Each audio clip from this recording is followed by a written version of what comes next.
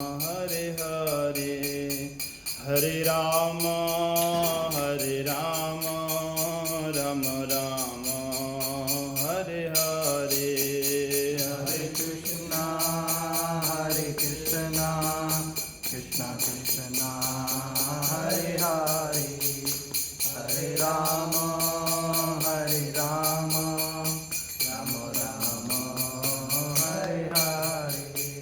जय प्रभुपदा प्रभुपदा प्रभुपदा जय प्रभुपदा प्रभुपदा प्रभुपदा प्रभुपदा जय प्रभुपदा। श्रील प्रभुपाद की हरिनाम संकीर्तन की। ओम अज्ञानतिमिरान्धस्य ज्ञानाञ्जनशलाकया चक्षुरुन्मिलितं येन तस्मै श्रीगुरवे नमः। वाञ्छाकल्पतरुभ्यश्च कृपा सिन्धुभ्य एव च पतितानां पावनेभ्यो वैष्णवेभ्यो नमो नमः। श्री कृष्ण चैतन्य प्रभु नित्यानंद श्री अद्वैत गदाधर श्रीवासादि गौर भक्त वृंदा। हरे कृष्णा कृष्णा कृष्णा हरे हरे हरे राम राम राम हरे हरे। श्रीमद् भगवद गीता अध्याय 7 श्लोक 8। रसोहम अप्सु कौन्तेया प्रभा अस्मि शशि सूर्ययो प्रणवा सर्ववेदेषु शब्दः खे पौरुषं नृषु रसोहम अप्सु कौन्तेया प्रभा अस्मि शशि सूर्ययो प्रणव सर्ववेदेषु शब्दः खे पौरुषं नृषु। रसोहम अप्सु कौन्तेया अस्मि शशि सूर्यो प्रभा अस्मि शशि सूर्ययो प्रणवः सर्ववेदेषु शब्दाखे पौरुषं नृषु। भगवान इस श्लोक में अपनी विभूतियों का वर्णन करते हैं। भगवान ने पहले कहा अहम कृत्स्नस्य जगतः प्रभवः प्रलयस्तथा, मैं सृष्टि करता हूँ, मैं संहार करता हूँ, मैं पालन करता हूँ। भगवान यहाँ इन कुछ श्लोकों के माध्यम से 8, 9, 10, 11 इन 4 श्लोकों में भगवान अपनी विभूतियों का वर्णन करते हुए कहते हैं कैसे कोई व्यक्ति मेरा अनुभव कर सकता है। सबसे पहले भगवान कहते हैं रसोहम अप्सु कौन्तेया, मैं जल का स्वाद हूँ। प्रभा अस्मि शशि सूर्यो, शशि यानी चंद्रमा, सूर्य और चंद्रमा की जो रोशनी है, जो प्रभा है, भगवान कहते हैं वो मैं हूँ।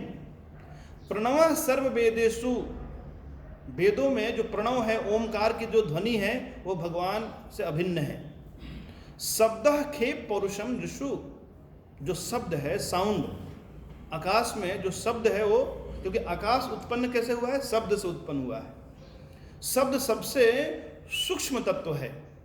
सृष्टि के क्रम में सबसे पहले शब्द बनता है। यूँ कहें कि भगवान कुछ शब्द कहते हैं, फिर शब्द से आकाश तत्व निर्मित होता है, फिर आकाश से वायु तत्व, फिर वायु से अग्नि तत्व, अग्नि से जल तत्व, फिर पृथ्वी तत्व। तो भगवान कहते हैं कि मैं वह शब्द ध्वनि हूँ आकाश में। पौरुषम नृषु, नृषु यानी कि मनुष्य, मनुष्यों में जो सामर्थ्य है, जो बल है, भगवान कहते हैं वो बल भी मैं हूँ। तो यहाँ 5 विभूतियों का भगवान ने वर्णन किया कि मैं जल का स्वाद हूँ। तो जैसे ही कोई व्यक्ति जल पीता है या किसी भी प्रकार का स्वाद लेता है तो समझना चाहिए उस वस्तु में यदि स्वाद है तो स्वाद भगवान के ही कारण है, क्योंकि बिना जल के कोई स्वाद नहीं होता। तो हो सकता है कि विविध प्रकार के स्वाद उपलब्ध हैं इस संसार में, orange juice, lemon juice, mango juice, pineapple juice और भी कई प्रकार के स्वाद होंगे, लेकिन सारे स्वाद के मूल में जल होगा। यदि जल की मात्रा नहीं होगी तो उसके भीतर स्वाद नहीं हो सकता। तो यदि हमारे जीभ पे कुछ सूखी चीज रखी जाए रूखी सूखी, तो उसमें स्वाद नहीं मिलता, क्योंकि जब तक वाटर कंपोनेंट ऐड नहीं होगा तब तक स्वाद की अनुभूति नहीं होगी। तो रस में जो जल है उसके अंदर भगवान कहते हैं मैं वो रस हूँ। प्रभा अस्मि, जो भी प्रकाश है, क्योंकि हमने तो निर्मित किए नहीं है, न सूर्य हमने बनाए न चंद्रमा हमने बनाए, तो उसकी जो शीतलता है, जैसे चंद्रमा की शीतलता होती है और सूर्य की जो प्रभा है उसमें क्या है, उष्णता होती है। और पूरे वेद भरे पड़े हैं ओमकार से। और मनुष्य में कोई विशेष यदि शक्ति है, सामर्थ्य है, उदाहरण तौर पे मानो कोई व्यक्ति किसी की पोएट्री से बहुत प्रभावित है, तो समझना चाहिए कि इसके भीतर जो ये पोएट्री को क्या कहते हैं हिंदी में, हाँ, जो काव्य की क्षमता है, ये काव्य की क्षमता भगवान ने दी है। जैसे मानो किसी को सॉफ्टवेयर बनाने में एक महारत हासिल है, कंप्यूटर सॉफ्टवेयर बनाने में, तो ये कंप्यूटर सॉफ्टवेयर बनाने के पीछे जो जितनी बुद्धि चाहिए, जो सामर्थ्य चाहिए, भगवान ने दी है। तो जिस व्यक्ति ने कंप्यूटर बनाया है तो समझते हैं लोग बहुत बुद्धिमान है वो, लेकिन जिसने उस व्यक्ति को बनाया है, जिसने मस्तिष्क बनाया है, वो कितना बुद्धिमान होगा। इसलिए कहते हैं कि जो मनुष्य का मस्तिष्क है वो सुपर कंप्यूटर की तरह है, क्योंकि सुपर कंप्यूटर को बनाने वाला भी तो मनुष्य का मस्तिष्क है, लेकिन मनुष्य के मस्तिष्क को जिसने बनाया है वो सुपर कंप्यूटर का भी सुपर कंप्यूटर है वो है भगवान। तो भगवान ने ही सभी जीवों को क्षमताएं दी हैं, कुछ विशेष क्षमताएं दी हैं। आगे के श्लोक में भगवान कहते हैं पुण्यो गंधः पृथिव्यां च तेजश्चास्मि विभावसो जीवनं सर्वभूतेषु तपश्चास्मि तपस्विषु पुण्यो गंधः पृथिव्यां च तेजश्चास्मि विभावसो जीवनं सर्वभूतेषु तपश्चास्मि तपस्विषु पुण्यो गंधः पृथिव्यां च। जो भी इस संसार में गंध है तो समझना चाहिए कि वह गंध पृथ्वी से उत्पन्न हुआ है। यदि किसी वस्तु का संसर्ग पृथ्वी से नहीं होगा उसमें गंध नहीं आ सकता। तो पृथ्वी में आदि गंध है, मूल गंध है। इस संसार में लोग कहते हैं गंध रहित है, एक्चुअली गंध रहित कुछ भी नहीं है। हम नहीं सूंघ सकते हैं, हमारे पास वो क्षमता नहीं है। हर वस्तुओं में कुछ ना कुछ विशेष प्रकार का गंध होता है। जैसे कुछ लोग सोचते हैं पानी क्या है, स्वादहीन है। बायोकेमिकल की भाषा में स्वादहीन हो सकता है, पर पानी में रस है, स्वाद है। नहीं तो क्यों पानी पीते हैं? यदि स्वाद नहीं होता तो पानी पीता कोई? जरूर स्वाद है उसमें। वैसे ही पृथ्वी के भीतर आदि गंध है। यहाँ लिखा पुण्यो गंधा, पुण्य गंध यानी कि अविकृत, ऐसा गंध जिसके अंदर कोई विकार नहीं है, यानी कि ओरिजिनल फ्रेग्रेंस, वो भगवान है। नेक्स्ट है तेजश्चास्मि विभावसौ। तेज यानी अग्नि, अग्नि के अंदर जो विभावसौ यानी कि अग्नि के भीतर क्या है, उष्मा और प्रकाश के दो गुण होते हैं। तो जो तेज है अग्नि के अंदर, जो दाहक शक्ति है, जलाने की जो शक्ति है, वो क्यों है? भगवान के कारण है। यदि भगवान शक्ति ना दें तो आग भी कुछ नहीं कर सकता है। हुआ था ना एक बार ऐसा प्रहलाद महाराज के समय, प्रहलाद महाराज को ऐसे अग्नि में फेंक दिया हिरण्यकशिपु ने, लेकिन अग्नि भी कुछ नहीं कर पाया, क्योंकि भगवान ने अपनी जो जलाने की शक्ति है वो खींच ली। तो जलाने की शक्ति, ताप शक्ति, दाहक शक्ति भी भगवान है। जीवनम सर्वभूतेषु, सर्वभूतेषु यानी कि समस्त प्रकार के जीव। केवल यहाँ भक्तों की बात नहीं हो रही है कि केवल भक्तों के ही जीवन है श्री कृष्ण, और केवल मनुष्यों के जीवन है श्री कृष्ण, नहीं, सभी प्राणियों के जीवन है श्री कृष्ण। जीवनम सर्वभूतेषु तपश्चास्मि तपस्विषु। कोई तपस्वी व्यक्ति है जो बहुत सहनशील है, बहुत धैर्यवान है, अपने को बहुत तपाता है शीत उष्ण में, तो समझना चाहिए उसके पास जो तप का बल है, वो तप का बल भी श्री कृष्ण ही है। तो पहले 5 बताया, अभी 4 हो गए। अगले श्लोक में भगवान अपनी 3 अन्य विभूतियों का वर्णन करते हैं। बीजम माम सर्वभूतानां विद्धि पार्थ सनातनम विद्धि पार्थ सनातनम बुद्धिर्बुद्धिमतामस्मि बुद्धिमतामस्मि तेजस्तेजस्विनामहम् तेजस्विनामहम् बीजम माम सर्वभूतानाम। जितने प्रकार के जीव जंतु हैं उनका जो बीज है, जहाँ से उत्पत्ति होती है, भगवान कहते हैं वो मैं मूल बीज मैं हूँ। इसलिए वैज्ञानिक चिंतित हैं, बीजों को संरक्षित करने में लगे हुए हैं, क्योंकि उन्हें पता है एक बार यदि कोई भी प्राणी का बीज विलुप्त हो गया तो हम सृष्टि नहीं कर सकते। इसलिए उन्होंने एक किताब बनाया है, उसका नाम है रेड डाटा बुक। उसमें उन्होंने ऐसे एक सूची, क्रमवार सूची बना ली है कि कुछ ऐसे ऐसे जीव हैं जो इंडेंजर्ड स्पीसीज हैं, यानी विलुप्त होने वाले हैं। वैसे कुछ पौधों के नाम उन्होंने नोट किए हैं उसमें। भगवान कहते हैं समस्त प्रकार के जो जीवन है उसका जो बीज है वो मैं प्रदान करने वाला हूं। तो बीजम माम सर्वभूतानाम विद्धि पार्थ सनातनम, सनातन काल से भगवान बीज देने वाले हैं।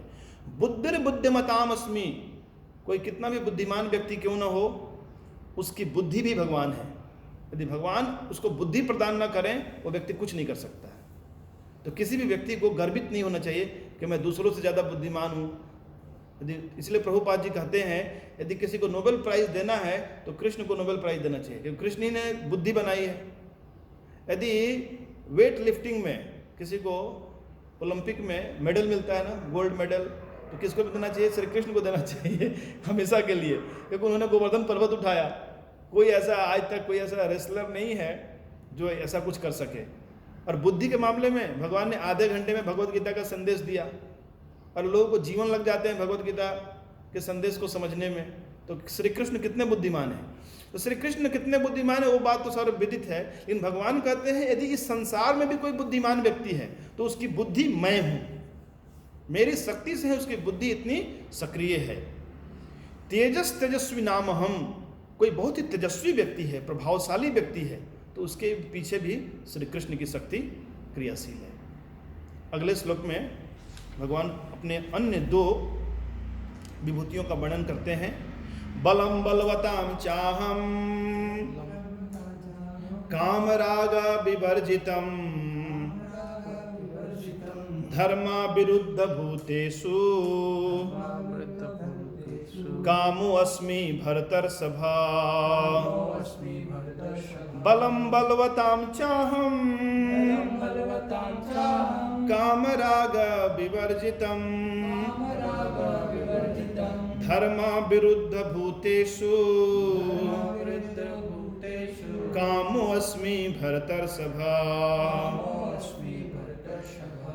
भगवान कहते हैं बलम बलवताम चाहम काम राग विवर्जितम। इस संसार में जो काम और राग से विवर्जित, इससे रहित जो बल है, सामान्य बल क्या है? लोग किसी न किसी कुछ पाने की कामना से कोई बल प्रयोग करता है, और यदि कुछ पा लेता है तो उसके प्रति आसक्त हो जाता है, उसको खोना नहीं चाहता है। तो इस प्रकार के बल भगवान नहीं है। भगवान ऐसे बल हैं जो कामनाओं से रहित है और आसक्तियों से रहित जो बल है। काम कहते हैं किसी वस्तु को पाने की इच्छा को कहते हैं कामनाएं, और पा लेने के बाद उसको उसके प्रति आसक्ति हो जाए, उसको खोना ना चाहे, उसे कहते हैं राग। तो भगवान कहते हैं ऐसा बल जो काम और राग से रहित है, ऐसा बल भी मैं हूं। दूसरी बात कहते हैं धर्मा अविरुद्ध भूतेषु कामो अस्मि भरतर्षभा।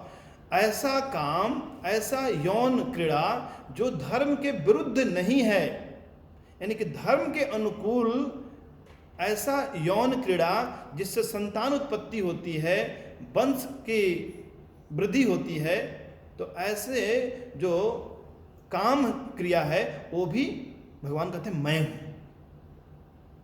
तो भगवान ने इन 4 श्लोकों में अपनी 14 विभूतियों का वर्णन किया है। भगवान 10वें अध्याय में अपनी 84 विभूतियों का वर्णन करेंगे, फिर आखिरी में कहेंगे मैं क्या क्या बताऊं तुम्हें। अथवा बहुनई तेना किम ज्ञा तेना तवार्जुन विष्टव्याहम इदम कृष्णम एकांशेन स्थितो जगत। मेरे एक अंश से ही तो ये सब कुछ व्याप्त है। यम यम विभूति मत सत्वम श्रीमद ऊर्जितम एव वा तत्तत् एव गच्छतम मम तेज अंश संभवम भगवान की विभूतियाँ अनंत हैं, लेकिन भगवान ने कुछ हमारे लिए हम देख सकें, हम अनुभव कर सकें कि भगवान की कृपा से ही ये सूर्य के अंदर प्रकाश है, चंद्रमा में शीतलता है, कोई किसी में बल है, किसी में बुद्धि है, कोई तेजस्वी है, कोई किसी में बड़ी तपस्या की शक्ति है, पृथ्वी में गंध है, आकाश में शब्द हैं। तो ये सभी के पीछे भगवान का अनुभव करना, इसलिए भगवान ने, क्योंकि इसमें इस अध्याय के प्रारंभ में कहा था मैं तुम्हें ज्ञान और विज्ञान के साथ बताऊंगा। ज्ञान यानी थियोरेटिकल नॉलेज, विज्ञान यानी प्रैक्टिकल। आप देख सकते हो ये जो सारी जो विभूतियां हैं किसी मनुष्य की सृष्टि नहीं है। आगे हम देखेंगे कैसे भगवान प्रकृति के तीनों गुणों से परे हैं और सामान्य सभी जीव इस प्रकृति के तीनों गुणों के अधीन हैं। श्रील प्रभुपाद की जय।